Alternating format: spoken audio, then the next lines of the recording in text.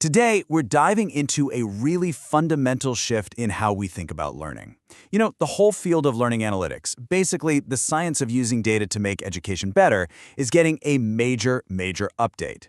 We're going to look at why its original roadmap is pretty much obsolete now, and what the new one means for pretty much every student and teacher out there.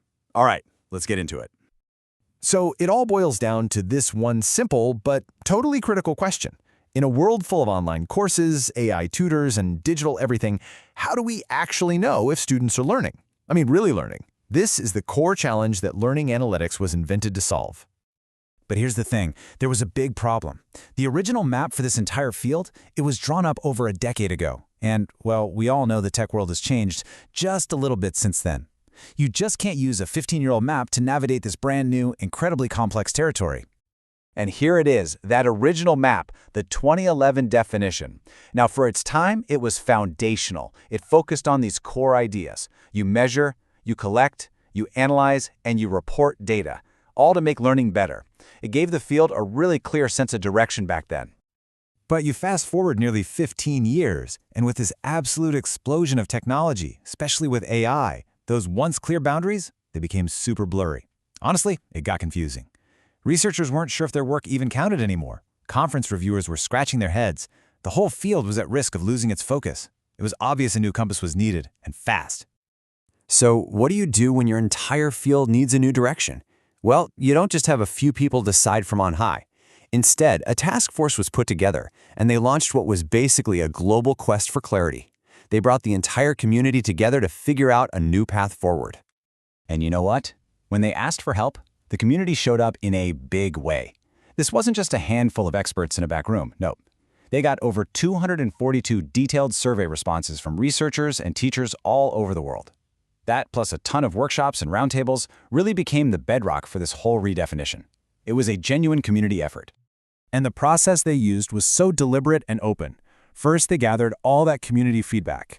Then, they sort of boiled it all down into a few potential new definitions. Next, and this is so important, they put it to a community vote to let everyone point them in the right direction. It was only after all of that that the task force actually sat down to write the final synthesized version. Which, of course, brings us to the grand finale, the result of all that collaboration and hard work. So let's take a look at the new definition that's really meant to guide this field for years to come. And here it is. Now, at first glance, it might look pretty similar, but the changes, they are profound. It's not just about collecting and analyzing data anymore. The new definition adds interpretation and communication. And crucially, the whole point shifts to providing theoretically relevant and actionable insights. Putting them side by side like this makes the change crystal clear. See, the old way focused on just reporting the data. The new way elevates that to interpretation and communication.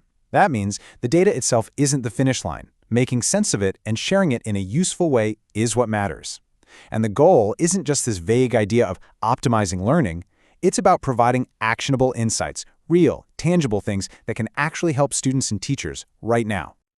Okay, so once you have a shiny new definition, what's the next logical step? Well, you have to draw some clear boundaries. The whole idea was to give everyone a clear set of guidelines so they could finally answer the question, does what I'm doing count as learning analytics? So, what's clearly in the club now? Well, think about work that finds actual, real evidence of learning inside of data. Or using AI to give students feedback on a dashboard. And this is a big one, making sure the use of that data is ethical and equitable. It's all about a human-first approach that has a direct, positive impact on learning. And on the flip side, what's out? Any research that doesn't close the loop and feed its insights back to the people who need it, the students and teachers. Or, those studies that just compare how accurate different algorithms are without ever connecting it back to how people actually learn. The message is clear. This isn't about data for the sake of data. It has to have a purpose. All right, so with the new map in hand and some clear boundaries drawn, where does the field go from here? Because this redefinition, it's not the end of the story. It's really the starting line for a whole new chapter in how we use data in education. And the path forward is just as open and transparent as the process has been. They're going to road test this new definition with conference reviewers this fall, then publish a super detailed paper about it.